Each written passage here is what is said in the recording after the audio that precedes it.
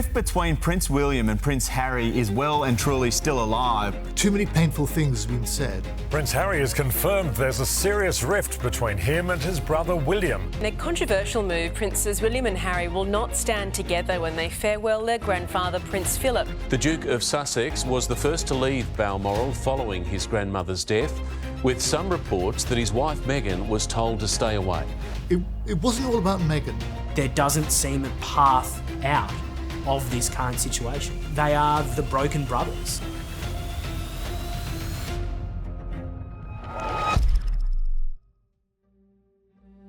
Prince William, Prince Harry, long thought to be the bright future of the monarchy, but that now is under threat. The brothers who grew up together have grown apart. The harmony between the two replaced by acrimony. Through historic news reporting, we will see how their upbringing unfolded in front of the world's cameras and the moments when the relationship soured. How did the bond of the once inseparable brothers become so broken, and will they ever be able to repair it? Hugh Whitfeld is the Europe Bureau Chief for 7 News Australia.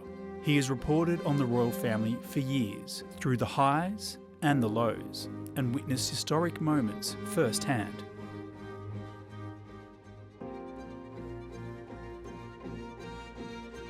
If we're going to go back to the start, you kind of need to go back to Princess Diana and Charles, and the way that Diana completely transformed the way that the royal family was viewed by the public, because all of a sudden in 1980, 1981, the relatively staid nature of the British royal family was upended by this glamorous, young, innocent-looking woman who was about to become the Princess of Wales. Radiantly happy and accompanied by her father, the 8th Earl Spencer, Diana bewitched not only the nation but the world.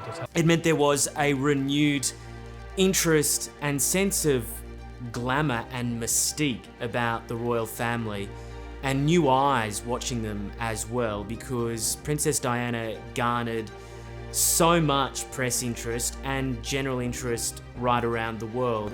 Hundreds of children were excited about the event they'd been planning for months. Princess Diana was again given more roses and daffodils than she could handle. The Princess of Wales has been the best thing to happen to the monarchy in probably in centuries. It's the Princess of Wales that's made the influence. Good evening. It's a boy. News of Prince William's birth was strapped to the railings at Buckingham Palace. Her Royal Highness the Prince of Wales has given birth to a baby son. God save the Queen!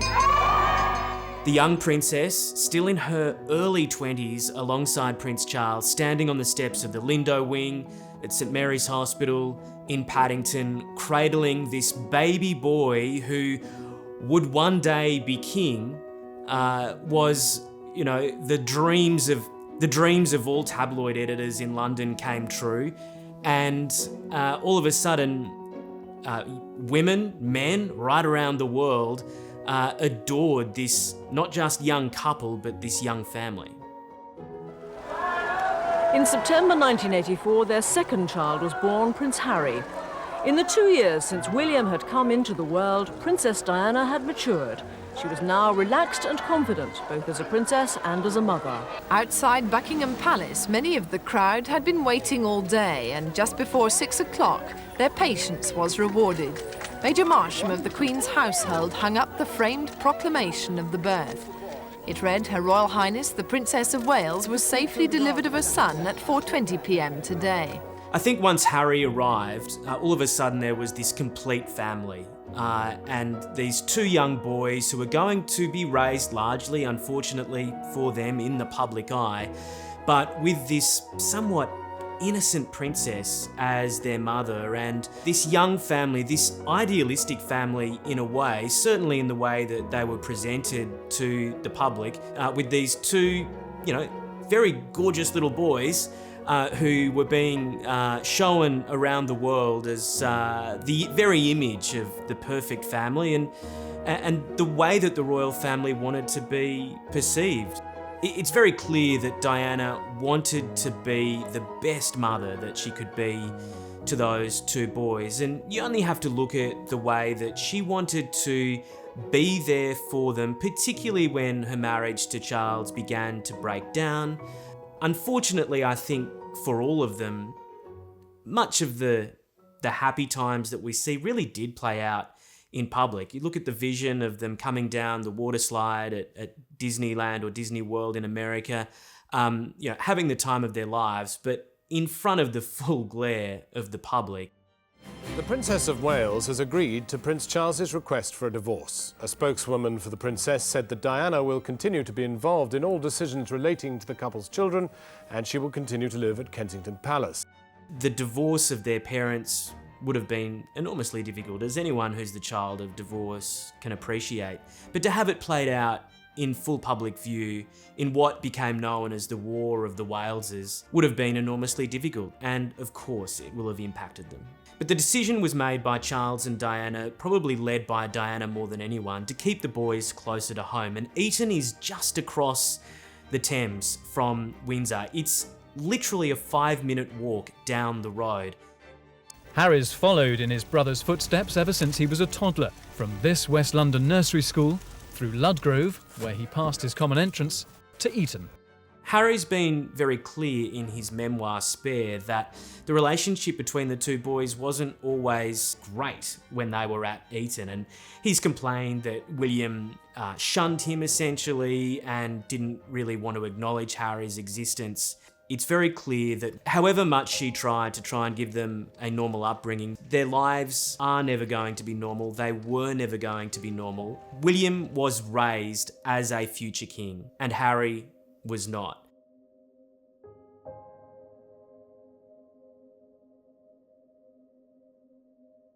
Diana, Princess of Wales, has been killed in a car accident. Our royal correspondent, Nicholas Owen, is with me now. Nicholas, one's heart goes out especially to the young princes, William and Harry. William and Harry, indeed. So when Diana died in August of 1997, William was 15 years old, Harry was 12 years old. They were on school holidays. It was the summer holidays up at Balmoral, with Diana's death overnight in Paris in the car crash was news to them in the morning here in the UK. He sat down on the edge of the bed. He put a hand on my knee. Darling boy, Mummy's been in a car crash. I remember thinking, crash? Okay, but she's all right, yes? I vividly remember that thought flashing through my mind. And I remember waiting patiently for Pa to confirm that indeed Mummy was all right. And I remember him not doing that. Here along Kensington Gardens, the crowd was 20 deep in parts. Proof, if it was needed, she was better loved than many of us knew. Here in the silence, every one of her people was having to come to terms with the terrible reality of her passing. The coffin, draped with the royal standard, bore 3 white sprays, tulips, lilies, and a small roundel of roses. On the roses, a card with a single word, Mummy. That little card nestled among the flowers, simply saying Mummy. I think when the world saw that, that was probably the most striking moment for people to realise that here were 2 young boys, just 15 and 12 years of age, who had lost their mother in such distressing and shocking circumstances, walking behind her coffin in the full glare of not just the 2 million people who'd lined the streets of London that day, but hundreds of millions of people watching on TV around the world. Between Diana's death and her huge funeral in London, Charles accompanied William and Harry around the grounds of Kensington Palace, which was their home with their mother, to greet some of those crowds who had come out to see them. And for William, at 15 years of age, knowing that the life that he was born into meant meeting crowds like that, to be doing that at 15 years of age, I think you can see in the pictures how uncomfortable he was with people he had never met, who had never met his mother, bawling in front of him, when at the same time he was trying to keep his own emotions in check, no doubt. And the same for Harry. It would have been a monumentally distressing and agonising time, not just for those two boys, but obviously for the entire family, in whatever way that they're perceived in movies or the media. I think everyone can put themselves in that position to receive such devastating news about a loved one.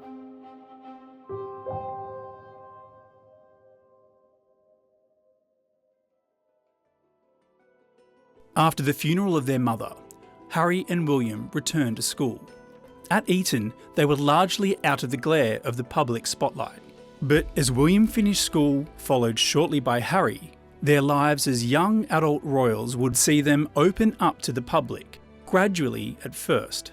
After they left Eton, both boys were given a little bit of freedom to try and find their feet, particularly Prince William, because he was able to go to St Andrews University in Scotland, which is pretty isolated compared to London, difficult for the tabloids to find him. There was an agreement for the most part with the UK press to leave Prince William alone, to allow him to enjoy his university years, and the same for Harry. He was able to travel to places like Australia, a bit of jackarooing, travel to Africa and explore the safari parks and get in touch with the endeavours that he wanted to pursue later in life, and also training with the armed forces. And ultimately Harry, of course, would serve tours of duty in the Middle East, and that too it gave him an opportunity not to live a normal life, because he wasn't a civilian as such, he was serving in the armed forces, but live a sort of life that was open to ordinary men from all walks of life. And both of those experiences for William and Harry were probably the happiest times of their lives, because they were out of the public glare for the most part and able to grow as young men.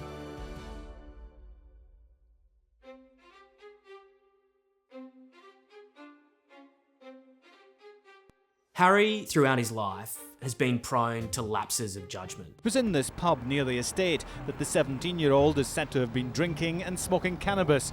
The local police say they will examine any evidence made available to them. Harry's public persona through the tabloids was unfortunately the Nazi uniform or playing strip poker in Vegas. The party prince is back. These photos of Harry, published by gossip website TMZ, reportedly show him playing a game of strip billiards in a Las Vegas hotel room with women he'd just met. William also knew how to have a good time, it was pretty clear as well. The paparazzi were able to capture him and Kate leaving nightclubs as well, and that's normal. But what's not normal is being ferried out the back door of a nightclub into a chauffeur-driven Range Rover with bodyguards to be taken back to Kensington Palace to spend the night. Harry, in his book Spare, for the most part, seeks to blame others and often say that he was encouraged into situations or wasn't given the right guidance, or staff let him down, or his family let him down. But ultimately Harry's an adult, and he should be really taking responsibility for his own actions. I just want to be clear, are you really saying that third in line to the throne, or whatever you were, you taking a Class A drug is not a matter of public interest? Because I think that's a question people will have. Do you accept that is a matter of public interest for the press? I think what's a matter of public interest is the relationship between the institution with the tabloid media. Unfortunately for him, much of his 20s was played out on the front pages of British tabloids. That is not a comfortable place to be. And we must acknowledge that Harry was the victim, it has now been proven, of phone hacking. And parts of his life, including his relationships with girlfriends, including Chelsea Davy, were spread across the tabloids because his phone was hacked. And that is not something that he deserves. It's not something that anyone deserves. He was entitled to, and is entitled to, an element of privacy, even more so now, it must be argued, because he is not carrying out royal duties and is not taking from the public purse. But during the 20s, he was. And unfortunately for him, the actions of some reporters and private investigators in London led to that privacy that he would have hoped for and would have been entitled to, particularly when it comes to relationships, was lost. And he's now been compensated for that. I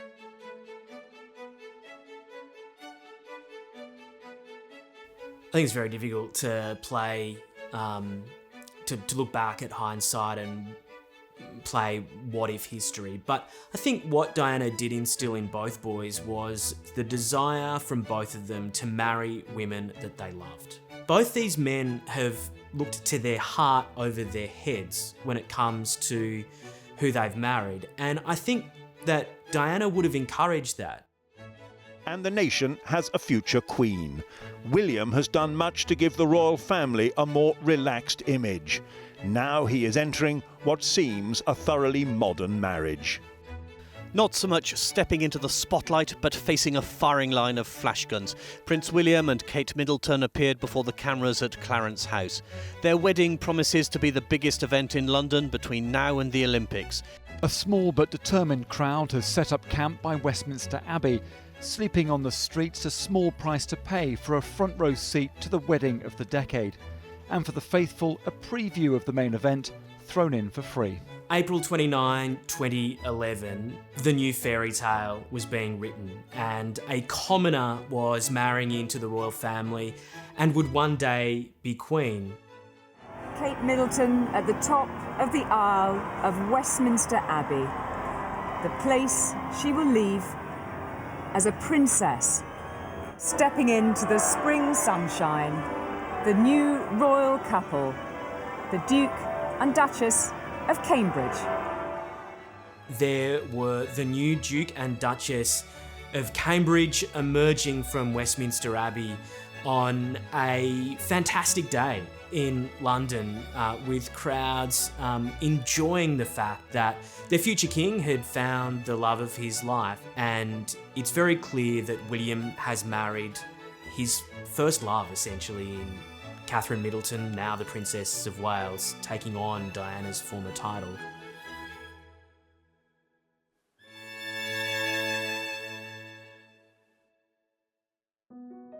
The trio were popular, not just in the UK, but across the Commonwealth.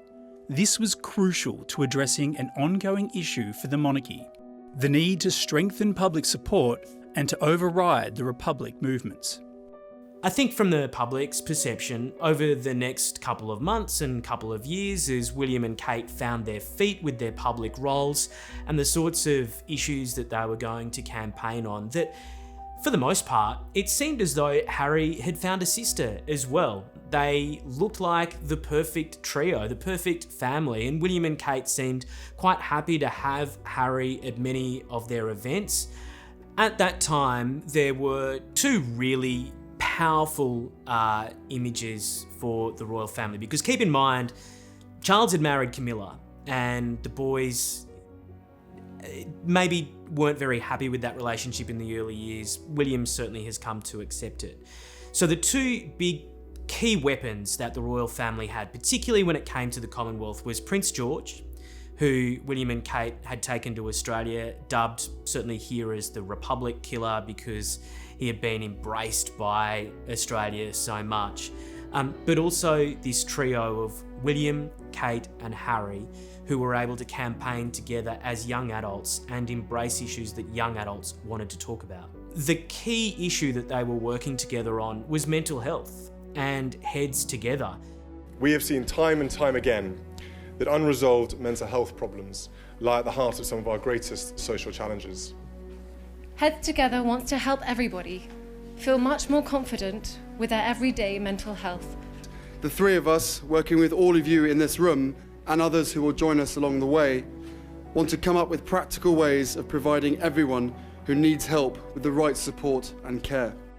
For William, Kate and Harry to do that together, they were able to put an issue that needed to be in the public realm into the public realm, and to do so in a sensitive, fun and easygoing way, and they were the perfect trio, not just for the tabloids to feed off, which is essentially what they were, but also for the monarchy to use as a way of showing that they were able to connect with any issue, really, that they needed to, and that's part of the modernisation of the monarchy over the last 15 or 20 years.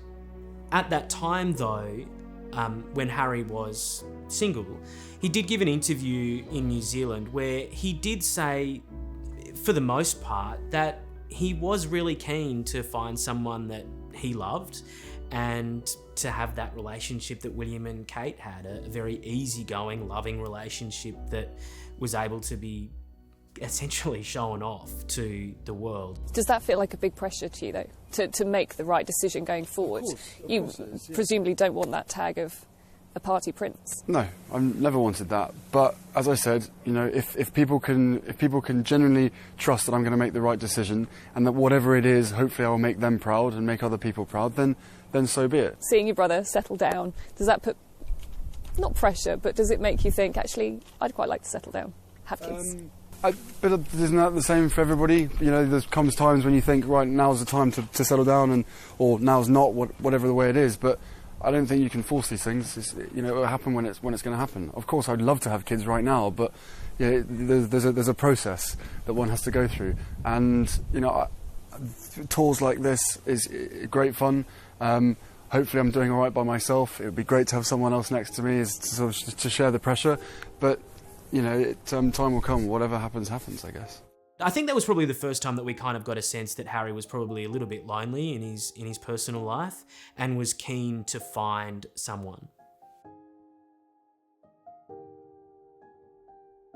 So for all of the work that Harry, William and Kate had done together, Harry had found his own essentially little baby to nurture in terms of his public work, and that was the Invictus Games. At its core, Invictus is about meeting our military men and women with the respect they deserve. Harry had been the subject of rumours about his relationship with an actress, and then at the Invictus Games in 2017 in Vancouver, there is Meghan Markle alongside Prince Harry. So it's taken more than a year since their relationship first started, but Prince Harry and Meghan Markle have decided that this would be the event at which they would be seen together for the very first time. Unless you'd watched Suits, it was probably the first time anyone had ever heard of Meghan Markle, ever seen her, and to have her alongside Prince Harry was a huge moment. Not just for the royal family, but for royal watchers as well, because all of a sudden we got a bit of a sense as to how the next couple of years would play out. Does it confirm there's a royal wedding on the way? Of course not, but it does increase the speculation about one, because the couple have decided to show the world, and yes, the world did appear to be watching, that they are serious about one another. It wasn't long after that appearance before one morning in November 2017, an email landed in my email box and the email boxes of other correspondents here in London that Harry and Meghan were engaged and there'd be a photo call at Kensington Palace in just a couple of hours' time.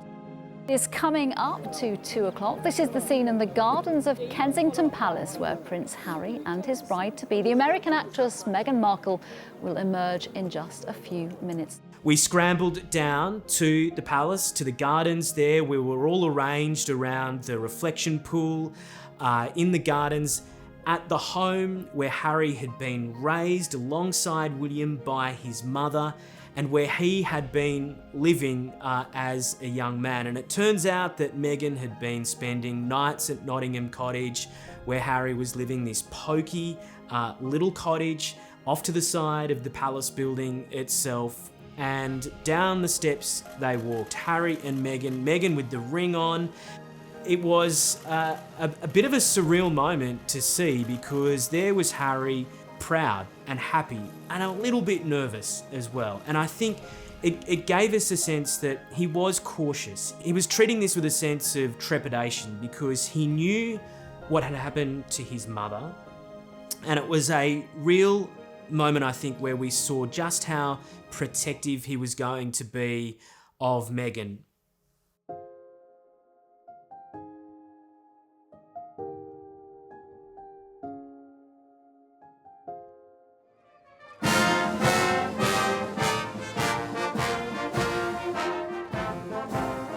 The wedding was a great day, and it was a great week. Mainly because the weather was so good in Windsor. Not a cloud in the sky for the whole week. It was so green in the parks and the lawns surrounding the castle, and people were camping out on the streets of Windsor, a town not immune and not foreign to royal watches and big royal events, but here was a genuinely happy occasion. It's obviously marvellous, and I'm sure it'll be a very special day for everybody. And what's it been like getting to know Miss Markle, welcoming her to the family? It's very nice, and it's all very exciting. So you're all ready? We can't wait. As the royal wedding becomes a soap opera, the show must go on. The world's media is here. This town is about to host a huge outside broadcast, and 3 days out, the palace's PR machine has seemingly lost control.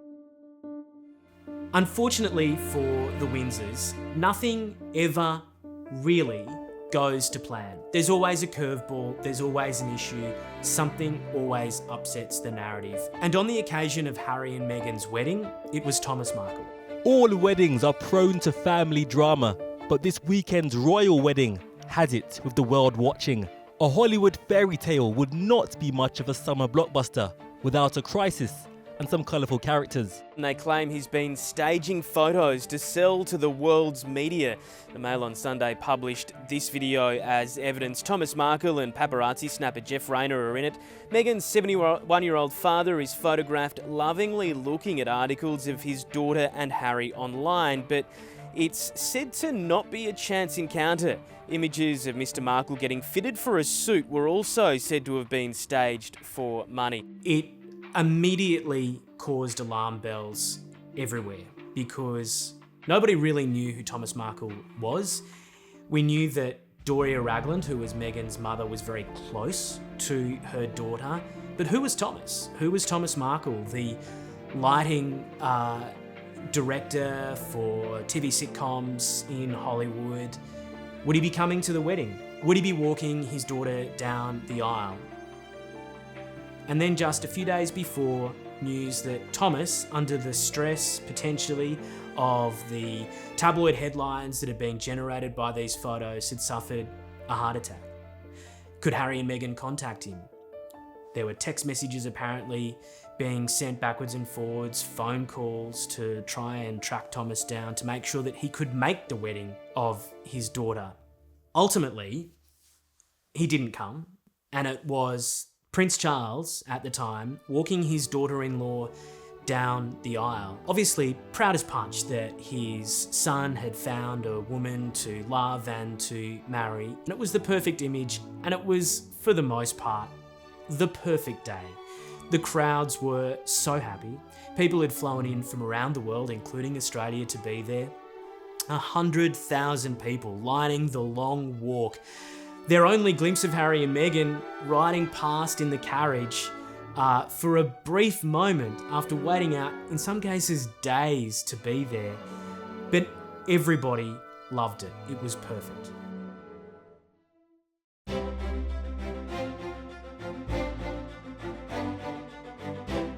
So after the wedding in May 2018, the royal family is on an absolute high, coming into summer after what was a magical day at St George's Chapel and the Windsor estate. Meghan was being integrated into this trio of William, Kate and Harry to become a foursome, the Fab Four, as they were dubbed by the British press. You'll often hear people say, well, you're helping women find their voices. And I fundamentally disagree with that because women don't need to find a voice. They have a voice, they need to feel empowered to use it, and people need to be encouraged to listen. Kate, who had obviously been giving speeches over the course of her royal work, never really, it seemed, enjoyed it and always came across as a bit of a nervous speaker. Actually, going back right to the beginning, when we were looking at the different ways in which we could all work with the foundation. But Meghan was an actress. She knew how to perform. Well, obviously it's incredibly exciting, and yes, I think for me it's been a very long time working on cause-driven work, specifically with women and girls' rights. She oozed confidence on that day, alongside what we now can appreciate would have been a slightly nervous and perhaps even uncomfortable William and Kate, who probably, too, for the first time, had seen themselves lined up against this, perfect public performer in Meghan. And I think Harry was pretty happy with it. Meghan, you are new to the foundation, but you have lots of experience working with charities, especially grassroots organisations. It would be interesting to find out, first of all, your impressions of the Royal Foundation so far and what you're hoping to do. Don't be too critical. Yeah, no, of course. At the time, from a journalist and a correspondent's point of view, it appeared that this was the future.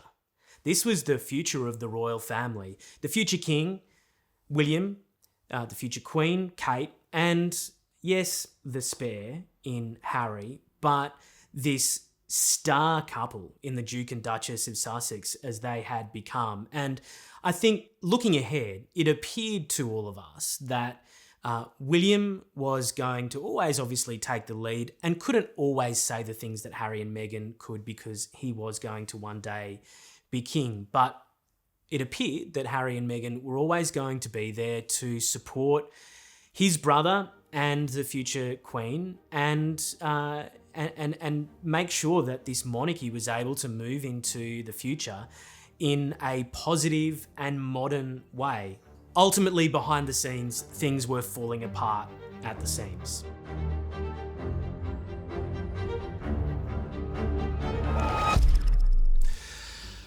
The rift between the brothers is still really as bad as it could possibly be. My name is Valentine Lowe. I'm the former royal correspondent for the Times newspaper in London. I'm also an author. I wrote a book called Courtiers about the advisors to the royal family. So I was a royal correspondent for the Times for 15 years, covered everything from William and Kate's wedding, Harry and Meghan's wedding, the Queen's funeral, the coronation, and more tours than I can possibly remember. When Meghan first appeared on the scene, she and Harry had a specially dedicated team, a very close-knit team, all women, and they were devoted to them. They really wanted to make this work. Meghan was this new person to the royal family. She needed help. She needed looking after, because it's very difficult to marry into the royal family, this strange ancient institution. And they could have believed in it. But as the months and the years passed, a lot of them felt they'd been manipulated by Meghan. They felt that she was never really intent on staying in the royal family. And a lot of members of staff felt badly treated by both of them, actually. And it was quite a bruising time. In general, royal palaces can be absolutely full of backstabbing. People are always jockeying for position. People are always trying to assert themselves. And you also have to bear in mind that it's a family. And you have different branches of the family. You could have, for instance, as was then, you would have William and Kate in Kensington Palace, and Harry and Meghan were set up in Buckingham Palace, and there was Prince Charles, as he then was, he was over at Clarence House. And all these different households would have their own agendas. And the people who worked for them would often pursue those agendas. And depending on how assiduous they were, it could get quite nasty. And sometimes you had quite serious fallings out between the different courtiers in the different royal households. It was at Christmas 2018 at Sandringham that William confronted Harry about Meghan. And Harry, in his book Spare, accuses William of pulling out tropes from the tabloids about Meghan being pushy and a bit above her station. And then the full-blown fight between the two brothers later on that Harry writes about in his book Spare, where there was this physical confrontation between William and Harry. And the disagreements were always over Meghan. I think the worst thing that happened to them, I mean, the most dramatic was the fight in Nottingham Cottage when Harry fell over and broke the dog bell, pushed by William. But I think the most serious thing was William suggesting to Harry in the early days of his relationship with Meghan that perhaps possibly he was taking things too fast, and more generally the coolness of William and Kate towards Meghan. And when I say the coolness, I mean, I think they're partly to blame, but also I think Meghan was difficult. So the failure of that relationship between William and Kate and Meghan, that was the most serious thing in the rift between the two brothers. The rift was between the men, the brothers, who had seemed rock solid for so long. In the early days, it did appear to many that this was just tabloid scuttlebutt.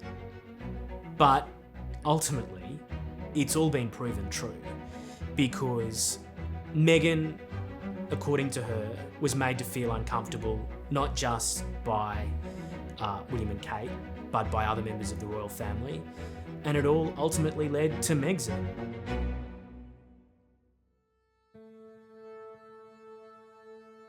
Late 2019, Harry and Meghan embark with Archie on this fantastic tour of Southern Africa, Angola, South Africa, Namibia.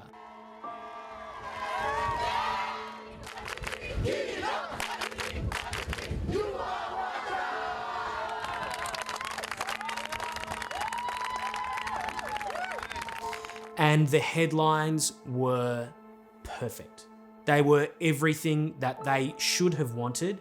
They were everything that the court at Kensington Palace had dreamt of. This meticulously planned royal tour where we were able to see that Harry and Meghan were able to reach out to these places. Southern Africa, a place so close to Harry's heart, where he had done so much charity work. I want you to know that for me, I am here with you as a mother, as a wife, as a woman of color, and as your sister. I'm incredibly proud to share that the UK is going to provide £8 million for a Skills for Prosperity programme, working with the South African government and other partners. Following them at the time, though, was an ITV documentary crew, and Tom Bradby had conducted the interview with William and Kate on the day of their engagement. He, in the mid-2000s, was a young royal editor at ITV who had been able to connect with these young men in William and Harry in a way that few other royal correspondents were able to, and ultimately he had able to become somewhat of a friend, a bit of a mate to these two boys. And so he'd been able to convince Kensington Palace that he was the right person to carry out a documentary. The difficulties between those two, William and Kate's household and Harry and Meghan's household, were really seen at their starkest around the time when the documentary about Harry and Meghan's tour of Southern Africa was about to come out. And William and Kate, just when that documentary was about to come out, William and Kate were on tour in Pakistan. There was a pointed moment where Tom asks Meghan if she's okay. And the cracks start to appear and the tears begin welling up in the Duchess's eyes, because she says that she'd never been asked that, and no one really asks if she's okay. Yeah, well, I guess, and also thank you for asking, because not many people have asked if I'm okay, but it's a very real thing to be going through behind the scenes. And the answer is, would it be fair to say not really okay, as in it's really been a struggle? Yes. She wasn't happy, she wasn't okay, and when that documentary went to air a few weeks after the tour, there was proof. Prince Harry has tried to shield his wife and child. I never thought that this would be easy, but I thought it would be fair. For me, And for my wife, you know, of course there's a lot of stuff that hurts, especially when the majority of it is untrue. It's not enough to just survive something, right? Like, that's not the point of life.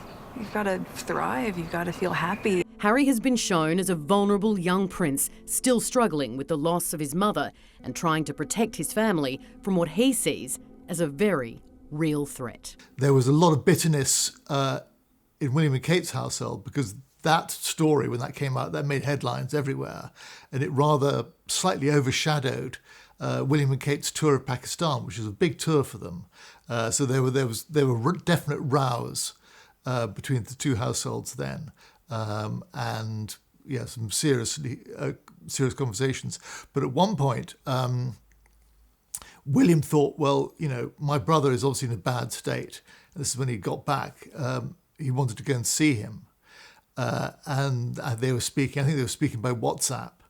And William said to Harry, you know, look, can I come round? Can I come round and see you at Frogmore Cottage in Windsor? And Harry was sort of okay about this, but then he said, well, who do you have to tell?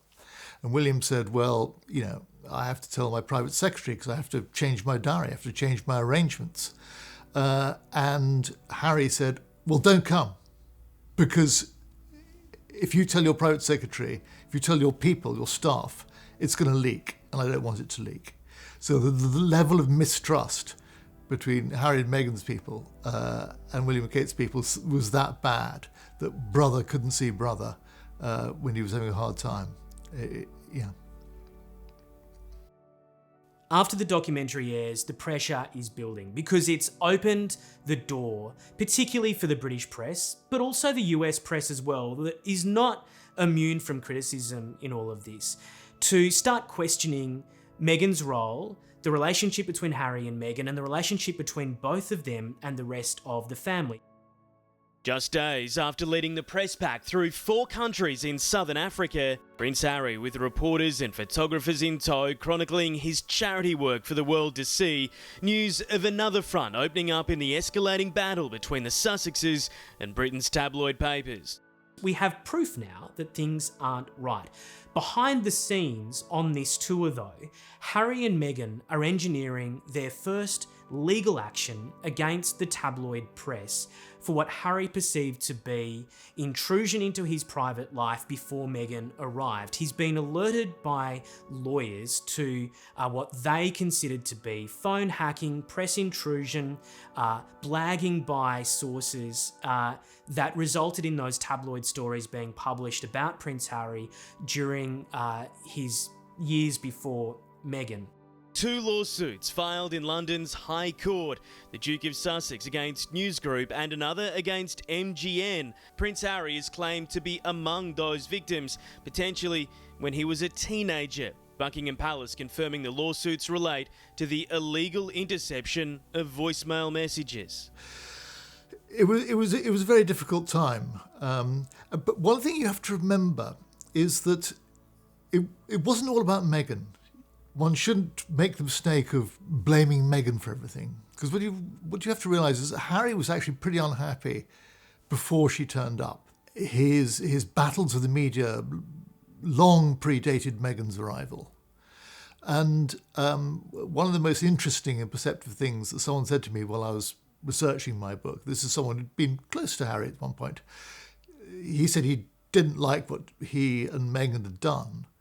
But in a way, she did him the greatest kindness because he was obviously unhappy, and she came along and showed him a way out of the unhappiness he was in. In the run-up to Christmas, clearly the pressure reaches a point where they don't want to be here in London. They don't want to even be in the UK. They decide to head to Canada. They're going to spend Christmas in Canada, away from Harry's family. Probably not the situation that the Queen certainly will have hoped for. They spend 6 weeks away to take time out. They return to London, and their first engagement that year, as a symbol of thanks to the people of Canada, is a visit to Canada House on Trafalgar Square in central London. And they're greeted by the High Commissioner, they sit down for tea, and they're there to promote Canadian culture and values, and the sort of thing that any member of the royal family would rightly do for not just a Commonwealth nation, but a realm nation where the Queen is on the throne. But it was that night that the sun splashes with news that Harry and Meghan are leaving. They want out. And again, the narrative that was, the positive narrative that was going to be portrayed of, yes, they've had their 6 weeks away, they're saying thanks to Canada, it doesn't even get a couple of hours at the top of the news websites and the TV news before there's another story, and Megxit is on.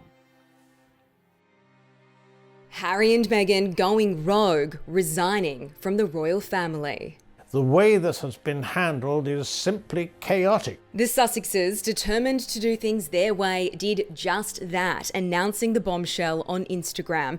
We intend to step back as senior members of the royal family and work to become financially independent while continuing to fully support Her Majesty the Queen. But the Queen wasn't told. That is therefore duplicitous or, at best, an extraordinarily irresponsible way to behave. Palace sources say the 93-year-old is deeply disappointed, releasing this terse statement. Discussions with the Duke and Duchess of Sussex are at an early stage. We understand their desire to take a different approach, but these are complicated issues that will take time to work through. It's a statement of someone who has been sort of bowled over by an unexpected announcement. Much like the rest of the world. Bombshell from Prince Harry and Meghan Markle. Senior members of the royal family appear blindsided. You've got the most recognisable members of the royal family, international superstars if you like, suddenly announcing tonight that they're going to step back as senior members of the royals. I mean, it is quite staggering news. What began with a fairy tale wedding is ending with a split. Confirmation of what one paper has dubbed a hard Megxit. The quote, "What Meghan wants, Meghan gets," is all too true, but I do think it's very sad that it had to end up in this way. 10 days after revealing they wanted out of the firm and following days of tense family meetings and palace talks, a deal. Harry and Meghan will make significant concessions to attempt what's been described as a more independent life. The Sussexes won't publicly use their royal styles as His and Her Royal Highness. They won't draw on public funds because they'll no longer carry out royal duties or represent the Queen, so that means no more royal tours. War veteran Harry will sever his military ties, including as Captain General of the Royal Marines. And they'll repay the $4.5 million bill for renovations at Frogmore Cottage, where they'll have to start paying rent. Harry and Meghan have decided that the UK isn't for them, the royal family effectively isn't for them, and, you know, that's it, off to Canada, pretty much. Meghan is already there. Harry expected to join his wife and son within days. He wants to make her happy, and she obviously wasn't happy. We didn't quite realise how much. It makes a very clean break, and everyone is clear about what they will be doing, and there will be no blurred lines. I think this is a good solution. But questions remain about security costs, how the couple will earn a living privately, and the nature of the commercial ventures they intend to pursue. Charles will continue to give Harry cash.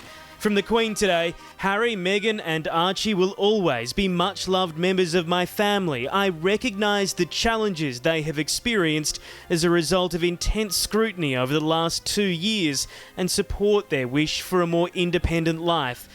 Her Majesty saying she was particularly proud of how Meghan has so quickly become one of the family. It is my whole family's hope that today's agreement allows them to start building a happy and peaceful new life. But for the Sussexes, as one paper has put it, that freedom has come at a cost. Harry and Meghan are gone. Their royal lives are essentially over. And there's a gaping hole in the work carried out by the royal family because this star couple that had so effectively embraced work that so many other members of the royal family either were reluctant or simply couldn't do because it would have been uncomfortable for everyone involved, have walked away from this glorious opportunity that they had to carry out work that they'd been vocal about wanting to carry out. William and Kate are kind of left on their own as the sole standard bearers of the modern monarchy that the Queen had been very keen to push forward, but most certainly the then Prince Charles was trying to engineer a slimmed-down modern monarchy. But the star couple are gone, and William and Kate, absolutely already so powerful in their own right and glamorous in their own right as well, are left to carry the can. And they are left in a difficult situation because they have a young family, 3 young kids. They want to raise them as much as they can in a normal environment and be there for them. But Harry and Meghan have bunked off, and it immediately increases the pressure on William and Kate to be there for the royal engagements that they're expected to carry out. Harry and Meghan are clearly trying to forge their own path in Hollywood and trying to find their feet in a very non-royal environment. They're trying to really play on their Duke and Duchess titles, albeit without the HRH before them. And they start to go down a path that is so foreign to the royal family. Members of the royal family have given interviews before, but they don't give interviews like the one that Harry and Meghan gave to Oprah. At home in California. I know. You really are having a baby. With a message for London. We did what we had to do. 1 year after they left the so-called firm, the Duke and Duchess of Sussex lay bare Britain's most revered family, its divisions. Did you make Kate cry? No. And dysfunction. The first mixed-race person to marry into the family claims during her first pregnancy, an unnamed royal figure raised race as an issue. Conversations about how dark his skin might be when he's born. What? Those were conversations that family had with him. Meghan says she sought palace help as she became dangerously depressed, but was turned away. Were you having suicidal thoughts? Yes. This was very, very clear. For Queen Elizabeth, unambiguous praise. Because the Queen, for example, has always been wonderful to me. Did you blindside the Queen? No. I've never blindsided my grandmother. I have too much respect for her. But for Prince Charles, Harry says his dad hasn't been returning his calls. There's a lot to work through there. You know, I feel really let down. It's clear that there are scores that Harry and Meghan feel the need to settle. It's ugly, it's uncomfortable, and it's all being played out in the public realm. There was a lot of fear surrounding it. I was very scared of having to offer up our baby, knowing that they weren't going to be kept safe. He won't be given security. He's not going to be given a title. Usually when families have disagreements, it's in person, over the phone, via WhatsApp. But very few families air their dirty laundry or their vengeances in front of a global TV audience of tens of millions of people. The failure of that relationship between William and Kate and Meghan, that was the most serious thing in the rift between the two brothers.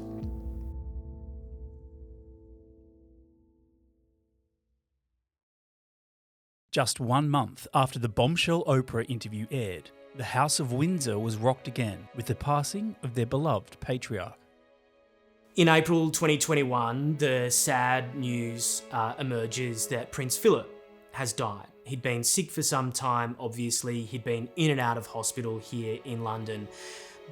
But it came as a bit of a shock, in large part because this was going to be a difficult funeral and mourning process for the royal family to manage, because at the time, the UK was the subject of COVID restrictions. So there were only going to be 30 people inside St George's Chapel for the Duke's funeral. Harry flies back alone. Meghan doesn't come with him.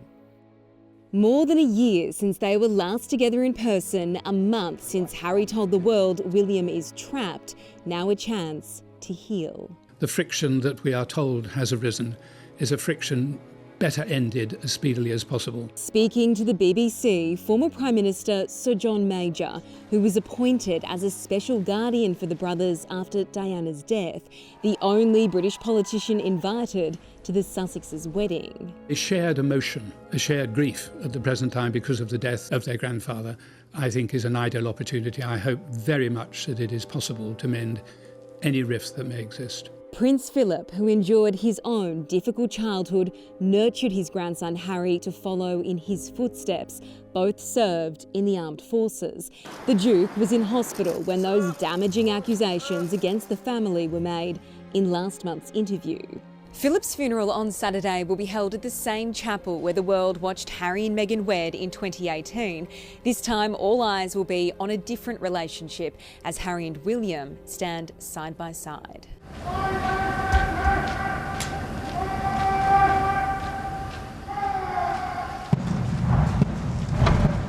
It was a ceremonial funeral with no fuss, designed by Prince Philip himself, just like his hearse. A modified Land Rover to carry his coffin to St George's Chapel. On top of the casket, in a sealed envelope, a private note from Her Majesty.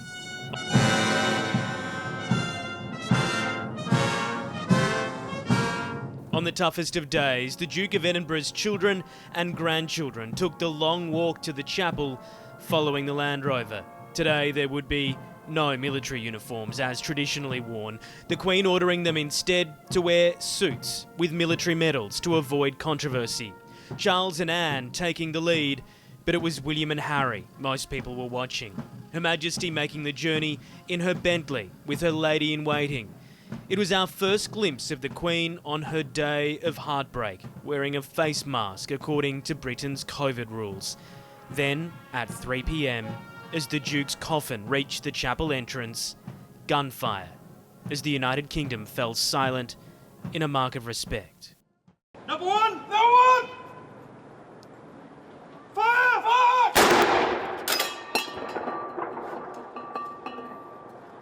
Inside the chapel, a haunting image of the Queen, alone and barely visible, with a big hat and that mask hiding her face. Socially distant from the rest of her family, listening to the Dean of Windsor giving thanks for the remarkable life of her husband.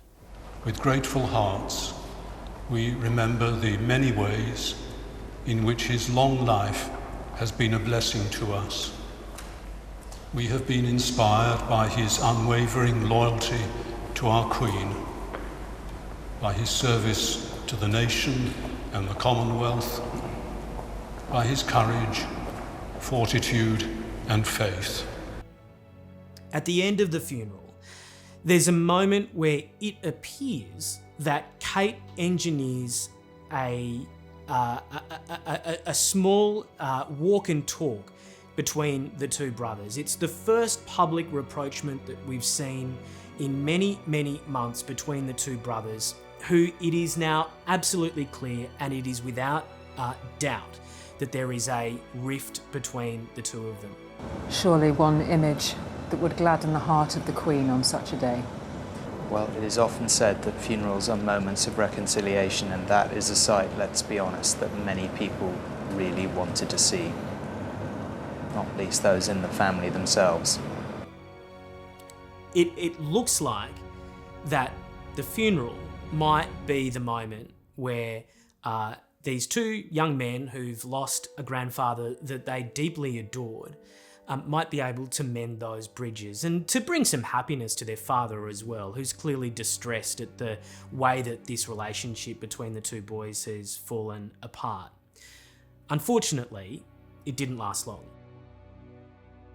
In September of 2022, the royal family changed forever. A few moments ago, Buckingham Palace announced the death of Her Majesty Queen Elizabeth II. Breaking news from Scotland, here at Balmoral, where Her Majesty Queen Elizabeth II has passed away at the age of 96. The Queen is dead. At 96, Elizabeth II is gone. The Queen died peacefully at Balmoral this afternoon. The King and Queen Consort will remain at Balmoral this evening and will return to London tomorrow. The death of my beloved mother, Her Majesty the Queen, is a moment of the greatest sadness for me and all members of my family. We mourn profoundly the passing of a cherished sovereign and a much-loved mother. I know her loss will be deeply felt throughout the country, the realms, and the Commonwealth, and by countless people around the world. During this period of mourning and change, my family and I will be comforted and sustained by our knowledge of the respect and deep affection in which the Queen was so widely held.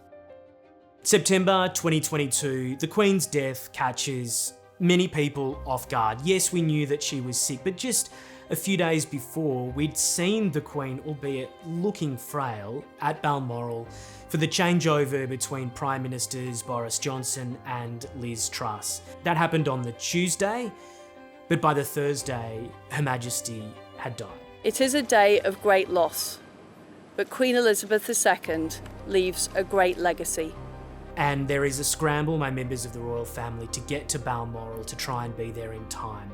A procession of senior royals then scrambled to be by her side. Prince William drove his uncles Andrew and Edward and the Countess of Wessex to join the rest of the family. Too late, though, to see their mother and grandmother before she died.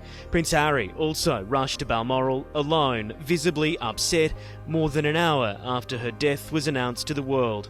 Harry and Meghan had been in Europe to promote the impending Invictus Games in Dusseldorf in Germany, and they'd in fact carried out an engagement in England as well. So they were in the country, which was quite fortuitous, but it meant that it exposed again the just how outside the royal family Harry was now perceived, because Prince William, Prince Andrew, Prince Edward were able to scramble to Balmoral on a royal flight. Harry is left behind to catch a commercial flight to Aberdeen. An early exit for the Duke of Sussex. Harry, the King's youngest son, fast-tracked airside at Aberdeen Airport on a commercial plane shortly before his brother boarded a jet. Their final destination, Windsor, staying hundreds of metres apart. The Duke by himself mingling with staff before boarding a British Airways flight to London, ending a very short-lived family reunion.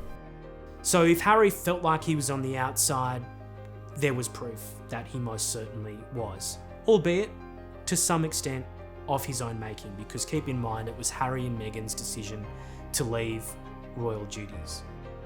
On the long walk in Windsor, they were commemorating the long life of Queen Elizabeth. Windsor Castle was her favourite home, and the 96-year-old was returning to it now forever, into the embrace of a welcome that broke all precedent. She travelled from one end of the country to the other these last 10 days, but here the journey was nearing its end. For most who came to say goodbye, it's difficult to imagine the Britain of 1952 when Elizabeth became Queen, but it's even harder to imagine a Windsor and a world without her.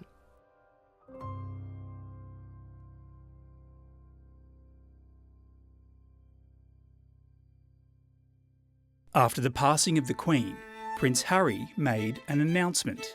It's soon apparent that Harry is working on a memoir. Well, it's blunt and it's pretty straight to the point. Spare is the title of Prince Harry's upcoming memoir, a riff on the old adage, the heir and the spare, a reference to the line of royal succession, and words, of course, Harry has lived his life in the shadow of.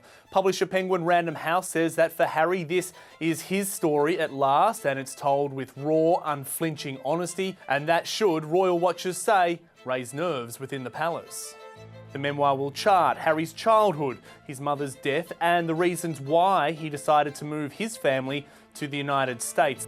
By the time the book came out, it's very clear that Harry is taking vengeance, and he's, for want of a better term, dropping bombs. So far, Harry's memoir has sold 750,000 copies across the UK, making it the fastest-selling memoir of all time. In addition to talking about what happened in Afghanistan, we know he reveals a lot, almost everything about the relationship with his family, including that physical altercation with his brother. He's quite keen, it seems, to portray himself as somewhat of a victim. He airs dirty laundry about his relationship with his brother. He details disagreements, arguments, physical fights between the two brothers. He describes his stepmother Camilla as a villain. And he doesn't cast Kate in the most positive light either. Many wonder what's left to tell after his unsparing TV interviews. She was the villain. Talking here about his stepmother, the Queen Consort. How was she dangerous? Because of the need for her to rehabilitate her image. That made her dangerous? That made her dangerous because of the connections that she was forging within the British press. It means that William doesn't just have reason to fall out with his brother, but his father, who is now the king, is overwhelmingly disappointed, no doubt, in his son for going after the love of his own life in print.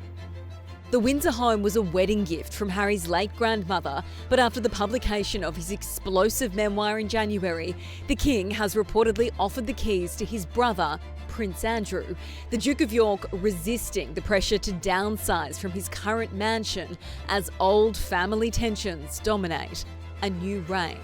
So the feud reaches a new high point, where Harry is literally publishing details of this family breakdown for the world to read, and it would seem for profit.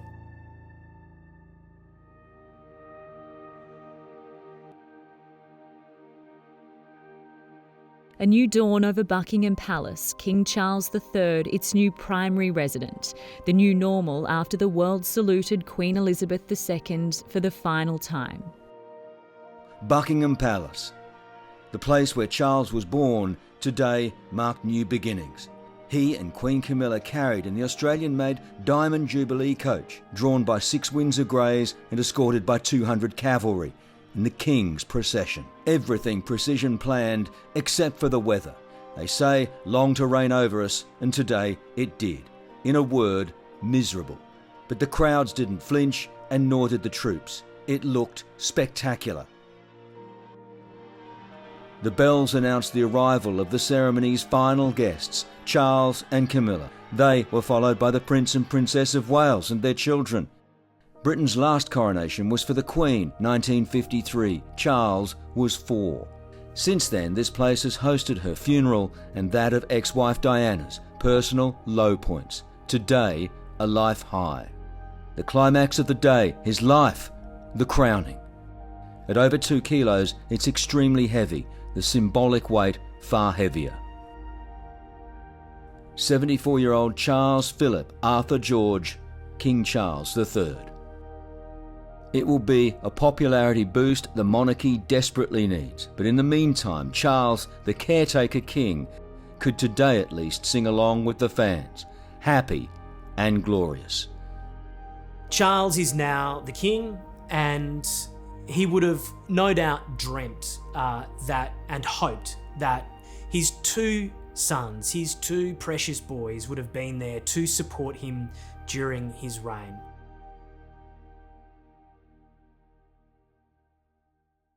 In reality, it's only William and Kate who are really there in this slimmed-down monarchy, alongside, yes, Princess Anne and the new Duke and Duchess of Edinburgh, Edward and Sophie. But because Harry and Meghan are gone, there's a gaping hole of youth in the royal family and those who are available to carry out royal duties. And that is exacerbated in early 2024, when Kate goes into hospital for 2 weeks for abdominal surgery. She's out of action for many, many weeks.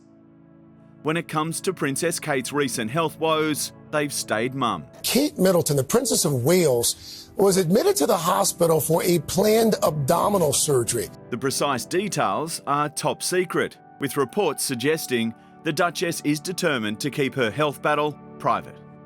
I think the palace view is always to minimise the amount of information that you put out, because everything you put out prompts more questions. Every new thing you do sparks another 24 hours or another week of coverage. William cancels engagements to look after his wife and, of course, their 3 young children. On the day that it is revealed that Kate is already in hospital for her abdominal surgery, the king needs to go in for an enlarged but benign prostate. So we are forewarned that Charles needs to go into hospital. He spends the weekend in the same private London clinic as his daughter-in-law. But it emerges a week later that the king has cancer.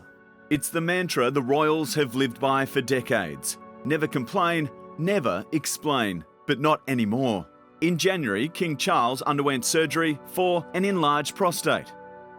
Then came a shock announcement. Buckingham Palace has released a statement revealing the news that Prince Charles has been diagnosed with cancer. We've received breaking news from Buckingham Palace, which has announced that the King has been diagnosed with cancer. Buckingham Palace says His Majesty has today commenced a schedule of regular treatments, during which time he's been advised by doctors to postpone public-facing duties. After the announcement that Charles does have cancer is made, Harry very quickly tells the world that he is going to travel to the UK to see his father. And in fact, he's very quickly at LAX for the flight across to London. He touches down and is granted barely half an hour with his father at Clarence House. And then very quickly is back out to Heathrow to head back to LA. Prince Harry jumped on a plane immediately and headed over here from his home base in California. He touched down and went straight to Clarence House for a 45-minute meeting with his father. I jumped on a plane and went to go and see him as soon as I could. How was that visit for you emotionally?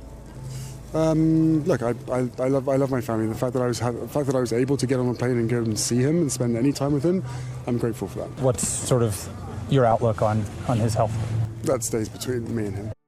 It's almost absurd that a father and son relationship has descended to the point where Harry isn't even invited up to Sandringham to spend the night with his father and not just even support him, but be there. The Duke of Sussex is MIA at one of the most difficult times for the monarchy. We come on air this morning with some major breaking news. It was a message unlike any before from the Princess of Wales. After weeks of worry, questions and speculation about her health, Britain's Princess Kate has publicly revealed she is being treated for cancer. In January, I underwent major abdominal surgery in London, and at the time, it was thought that my condition was non-cancerous. The surgery was successful. However, tests after the operation found cancer had been present. Kate's cancer diagnosis capping off a difficult few months for the royal family. Around the time she underwent abdominal surgery in mid-January, the King was treated for an enlarged prostate, announcing weeks later that he has cancer. Early March, the princess published a photo of her children, later pulled by international news agencies because it had been digitally altered. Kate later said she'd edited the image. All the while, her absence from the public eye fueled conspiracy theories about her well-being. From Buckingham Palace, His Majesty is so proud of Catherine for her courage in speaking as she did. Harry and Meghan saying, "We wish health and healing for Kate and the family and hope they are able to do so privately and in peace." And little brother James Middleton, "We have climbed many mountains together. As a family, we will climb this one with you too." I'd like to take this opportunity to say thank you also for the kind messages of support for Catherine and for my father, especially in recent days. It means a great deal to us all. It becomes really clear that the modern monarchy that Charles had pushed so hard for, that had been criticised in fact by Princess Anne, is now too slim. And that is in part because Harry and Meghan didn't want to be a part of it. Harry's trip to the UK is so brief that he doesn't go to Windsor, to Adelaide Cottage, to see his brother or his sister-in-law, who herself is pretty ill. But now the relationship is so broken that they don't even see each other. I just don't see them coming back. Obviously, King Charles's illness, that prompted Harry to come back to see his father. But I can't see any signs of any serious rapprochement between the brothers. There might be a bit more of a rapprochement between father and son, but it's going to be a slow and painful process. And Meghan has no desire to come back. She's just launched this new brand, hasn't she? So she's definitely, her life is in America, and where her life is, Harry's life is. And of course, that's where the kids are going to be. So I can't see Harry coming back in any significant way. He might come back a bit more often, maybe if the family relations improve a bit, you might see him occasionally at sort of family functions. But carrying out official duties, I think that's probably a bit of a stretch. At various points over these last couple of years, there are long periods of silence between the two brothers. There are text messages that don't get answered. It is a complete disintegration of what was a very, very strong bond between these two little boys who became teenagers, who became young men, with important roles to carry out in a millennium-old monarchy. And it is William who is now on his own. And at some point, William will be king. And it is now very clear, if the current situation persists, that the man that he could have expected to rely on to be there for him, for the firm, for the country, really, isn't going to be here at all. This relationship has clearly been through peaks and troughs over the last couple of years since Harry got married.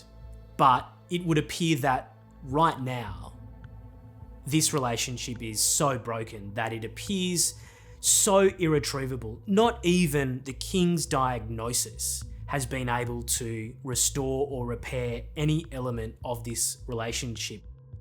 If Charles gets very, very ill, which I hope won't happen, but it's possible because we don't know what's going on. It's possible the brothers could see each other. That even they would think, we've got to overcome this rift and just put on a good face for the sake of our dad. Because don't remember that famous thing that Charles said, don't make my final years a misery. So they might put on a good show.